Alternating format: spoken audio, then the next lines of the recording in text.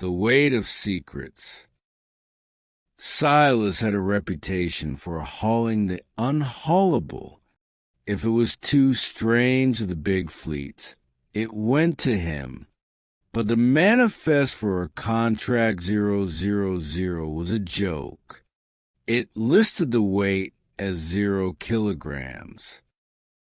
He stood at the weigh station in East Germany, watching the digital scale flicker. The truck was there, but the trailer, a windowless, lead gray container with no markings, didn't register. The attendant shook his head and waved him through. You're hauling a vacuum, Silas. Don't let the wind blow you over. Silas didn't laugh. He felt the trailer. Even at a standstill, the air around it felt dense, like the atmosphere before a massive thunderstorm. He was headed for a decommissioned research site in the Pripyat marshes. No stops, no inspections, and most importantly, do not look at the tires. 300 miles in, the physics of the road began to break. Silas noticed he was downshifting on flat ground. The engine, a 600-horsepower beast, was screaming as if it were pulling a mountain. He pulled into a rest stop and looked at his suspension. The heavy steel leaf springs were inverted, flattened against the frame. The tires, rated for maximum loads, were bulging. He checked the seals on the back.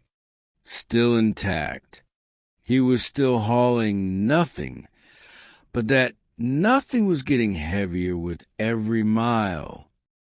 He realized the weight wasn't coming from inside the box. It was coming from outside. He was passing through a region where the history was soaked in blood, the site of a forgotten battle from a century ago. The truck wasn't moving through the air. It was moving through the collective memory of the soil, and the soil was clinging to him. By the time he reached the border of the exclusion zone, the truck was barely moving at 10 miles per hour. The asphalt beneath the wheels was cracking, leaving deep trenches in the road. The smell of burning rubber filled the cab.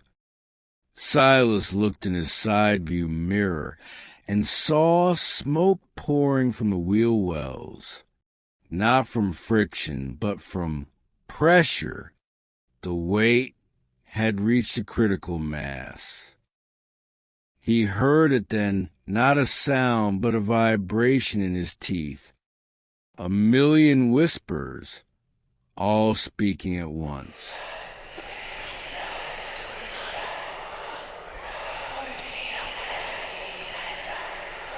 He realized what was in the trailer. The trailer wasn't empty. It was a magnet for grief. It was designed to sweep the land of its tragedies, to suck the sorrow out of the earth, so the living could forget. He was hauling the weight of 1,000 lost souls, and the tires were the only thing between him and the crushing gravity of the past. "One more mile," Silas whispered, his hands locked on the wheel. "Just one more mile." The truck groaned, a sound of metal screaming against metal. The frame of the trailer began to buckle.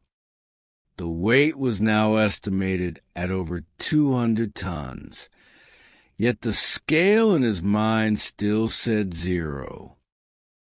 He saw the destination, a massive, open concrete pit in the center of the marshes.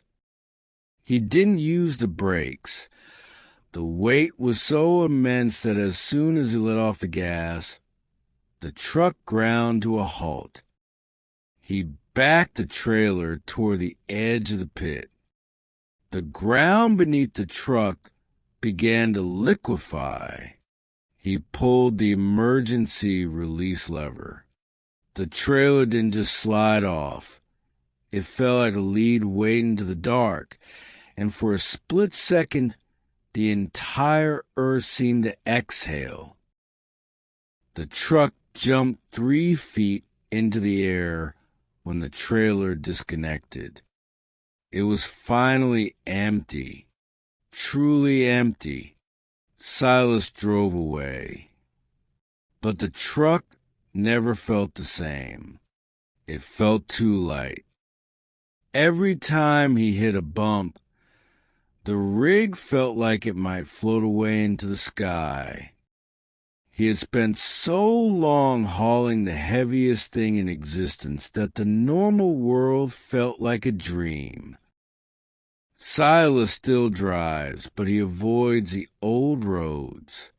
He avoids the forests and the battlefields because he knows that the earth never forgets and that 0 is the most dangerous number a driver can see. Sometimes at night, he feels a slight tug on his hitch, a tiny increase in weight, and he immediately pulls over and prays. Because once you've hauled the secrets of the world, you know that the only thing heavier than a full load is a truly empty one.